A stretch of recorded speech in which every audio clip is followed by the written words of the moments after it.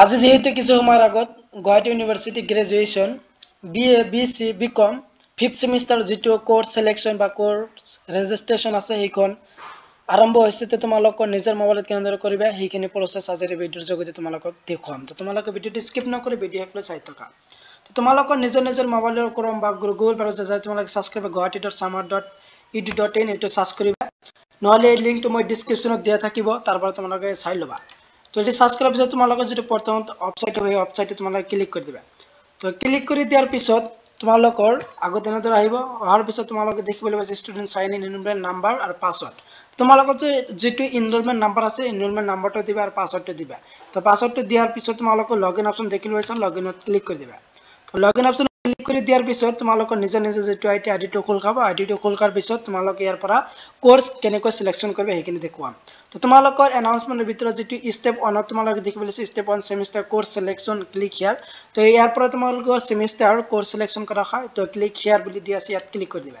যেতিয়া তোমালোকে ইয়াত ক্লিক কৰি তোমালোকৰ এনেদৰে ইন্টাৰফেস খুলিব এনেদৰে ইন্টাৰফেস খোলাৰ পিছত তোমালোকে দেখিবলৈ পাইছা যে তোমালোকে কোন ষ্ট্ৰীমত পৰা হেতু আহিব আৰু পিছত তোমালোকে ক্লিক হিয়াৰ দেখিবলৈ পাইছা ক্লিক কৰি দিবা তো ক্লিক কৰি দিয়াৰ পিছত অলপ তলমলে আহিবা তলমলে অহাৰ পিছত তোমালোকে দেখিবলৈ পাবা যে তোমালোকৰ you can apply for course selection in semester 5 তো তোমালোকৰ যেটো কোৰ্স সেমিস্টাৰ আছে 5th সেমিস্টাৰ হেতু আইছে যে click here to select your course তো তোমালোকৰ যেটো কোৰ্স আছে হেতু ক্লিক কৰিবলৈ কৈছে বা কোৰ্স সিলেকশন কৰিব ইয়াত ক্লিক কৰিবা ধৰ ইন্টাৰফেস কৰিব তো এনেদৰে ইন্টাৰফেস কৰাৰ পিছত তোমালোকে দেখিবলৈ পাইছা যে যেহেতু তোমালোকে দিছে কোৰ্স কোড আৰু কোৰ্স নেম আৰু ক্ৰেডিট তো তোমালোকে কোৰ্স কোডটো জানি লবা আৰু কোৰ্স নেম সাবজেক্ট নাম আৰু ক্ৰেডিট খিনি জানি লবা নহলে তোমালোকৰ ভুল হ'ব পাৰে তোমালোকে জানি লবা কোৰ্স নেমটো আৰু কোৰ্স কোডটো তো তোমালোকে এক নম্বৰ যেহেতু দেখিবলৈ যে ইন্টাৰশিপ তো তোমালোকে যেহেতু 4th সেমিস্টাৰ ইন্টাৰশিপ এটা আছে তোমালোকে ইতিমধ্যে যেহেতু ইন্টাৰশিপ জুলাই মাহত কৰি আহিছে তো ইন্টাৰশিপটো তোমালোকৰ জনে কৰিছে ইন্টাৰশিপ ইয়াত দেখাইছে তো ইন্টাৰশিপ ইয়াত দিয়া আছে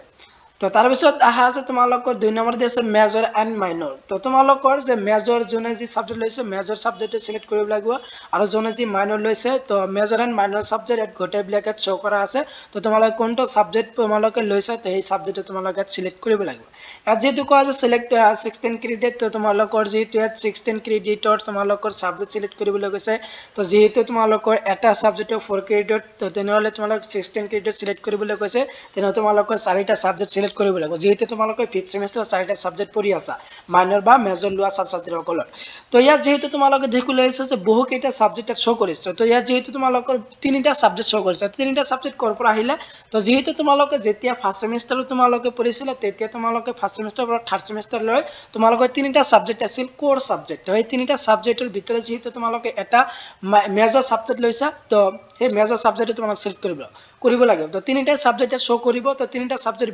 ভিতৰত যেটো তোমালোকে মেজৰ লৈছা সেই মেজৰ বা মাইনৰ যেটো লৈছা যি দুটা সাবজেক্ট মাইনৰ লৈছা সেই মাইনৰ দুটা সাবজেক্ট সিলেক্ট কৰিব লাগিব আৰু যিসকলে মেজৰ পঢ়ি আছে তো মেজৰ যেটো লৈছা সাবজেক্ট সেই মেজৰ সাবজেক্ট কেইটা সিলেক্ট কৰিব লাগিব তো তোমালোকে চোৱা যে মই কৰি দেখুৱাম তো আজি যে যিসকল ছাত্ৰতে পলিটিক্যাল সায়েন্স মেজৰ লৈছে তেওঁলোকে কৰি দেখুৱাম তো যেহেতু তোমালোকে দেখিবলৈ পাইছা POL 0500104 তো এটো পলিটিক্যাল 1 পেপাৰ ফাৰ্স্ট পেপাৰ যে ওয়েস্টাৰ্ন পলিটিক্যাল ফিলসফি দ্বিতীয় নম্বৰটো দি আছে ইন্ডিয়ান পলিটিক্যাল থট তাৰ পিছত দি আছে United nation and global conflict তাৰ পিছত দি আছে কম্পিটিটিভ গভৰ্নমেন্ট এন্ড পলিটিক্স তাৰ পিছত দি আছে introduction to Indian foreign policy united South Asia তো সৰ্বমুঠ পলিটিক্যাল 6খন পেপাৰ দি আছে এই 6খনৰ ভিতৰত যি 4খন তোমালোকে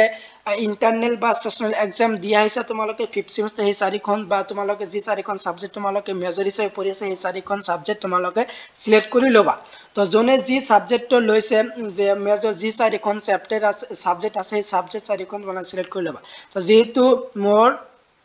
পলিটিক্যাল সায়েন্সৰ যে western political philosophy Indian political thought united nation and conflict আৰু তাৰ পিছত দি আছে কম্পিটিটিভ গভৰ্নমেন্ট এন্ড পলিটিক্স তো মই যিখন কৰি দি আছো এই যিখন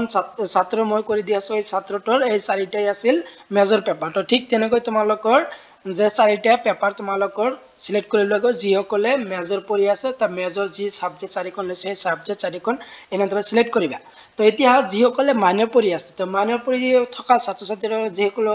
যেহেতু দুটা সাবজেক্ট লৈছে তো মাইনৰ মাইনৰ ছাবজেক্ট কোনখিনি হয় তো মাইনৰ ছাবজেক্ট হ'ব তোমালোকৰ